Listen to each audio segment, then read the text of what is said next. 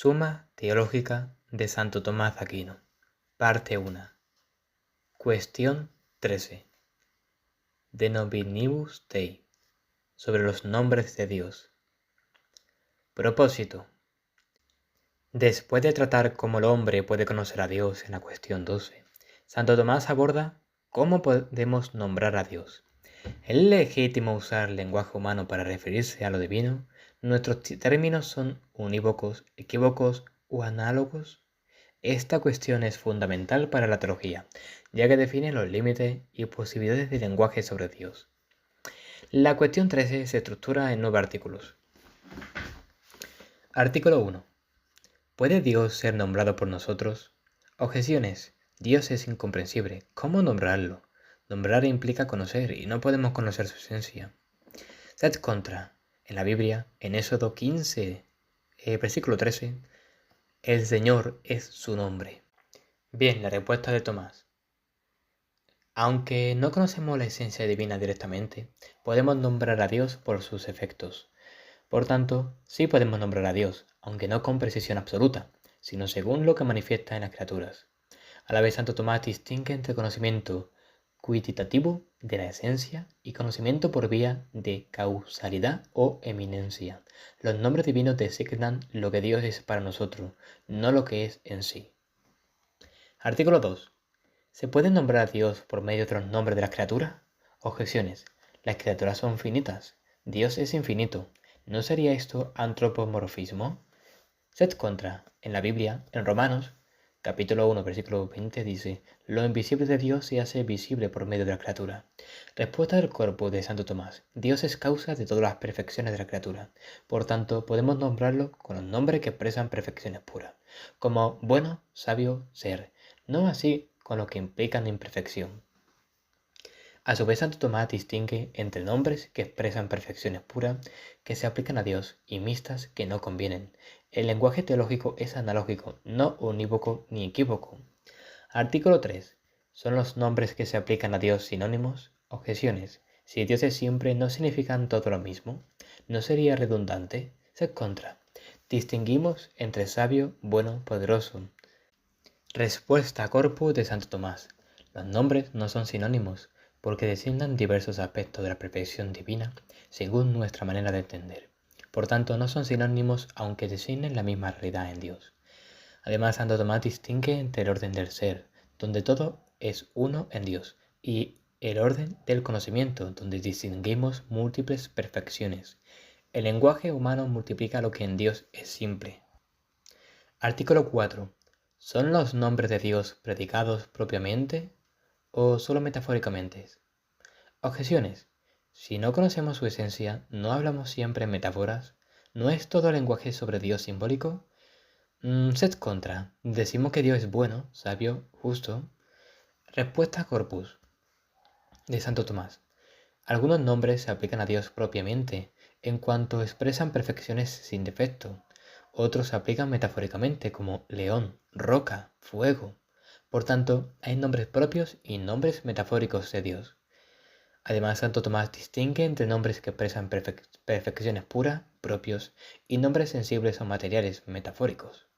La teología debe discernir cuidadosamente el modo de predicación. Artículo 5. ¿Son dichos de Dios en sentido unívoco, equívoco o análogo? Objeciones. Si no significan lo mismo, no son equívocos. Si significan lo mismo, no son unívocos. Sed contra. Dionisio dice: Dios es nombrado por analogía. Santo Tomás responde su corpus: los nombres de Dios no son unívocos porque no significan lo mismo exactamente, ni equívocos porque no significan cosas totalmente distintas, sino análogos, significan lo mismo según un orden de proporción. Por tanto, los nombres de Dios se dicen por analogía. Además, Santo Tomás introduce la analogía como vía media. Los nombres significan una misma perfección, pero según modos diversos en Dios y en las criaturas. Artículo 6. ¿Son más apropiados los nombres afirmativos que los negativos? Objeciones. Lo negativo parece más seguro, infinito, inmutable. ¿No es más respetuoso? Sed contra. Decimos que Dios es ser, vida, sabiduría. Respuesta corpus de Santo Tomás. Los nombres afirmativos expresan lo que Dios es, aunque imperfectamente. Los negativos niegan lo que no es, pero no afirman positivamente. Por tanto, los afirmativos son más apropiados, aunque ambos son necesarios. Además, Santo Tomás afirma que la vía afirmativa es más perfecta, pero la vía negativa es más segura. Ambas se complementan en la teología apofática y catafática. Artículo 7.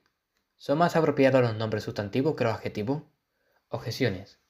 Los adjetivos parecen más flexibles. ¿No son más comunes? Sed contra.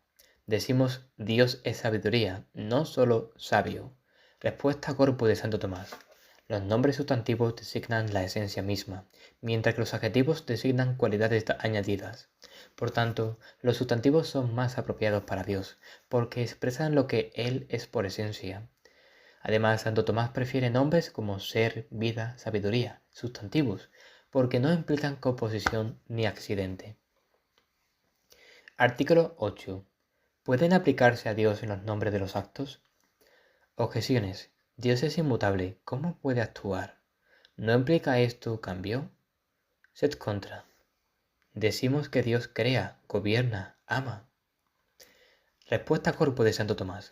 Los nombres de actos se aplican a Dios según su efecto en las criaturas, no porque haya cambio en él.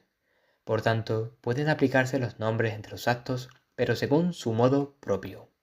Además, Santo Tomás distingue entre acto inmanente, conocer, querer, y acto transitivo, crear, gobernar. En Dios, todo acto es eterno e inmutable, aunque sus efectos sean temporales. Artículo 9.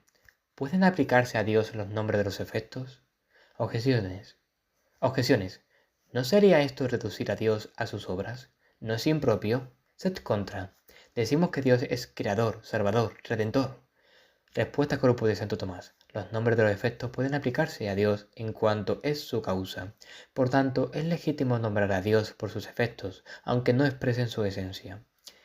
Además, Santo Tomás afirma que los nombres de los efectos no dicen lo que Dios es en sí, pero sí lo que es para nosotros. Son nombres relativos, no esenciales. Conclusión. Podemos nombrar a Dios no según su esencia, sino según sus efectos y perfecciones participadas.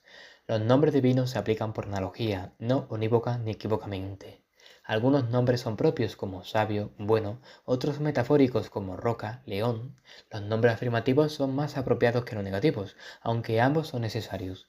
Los sustantivos son más adecuados que los adjetivos, porque expresan lo que Dios es por esencia.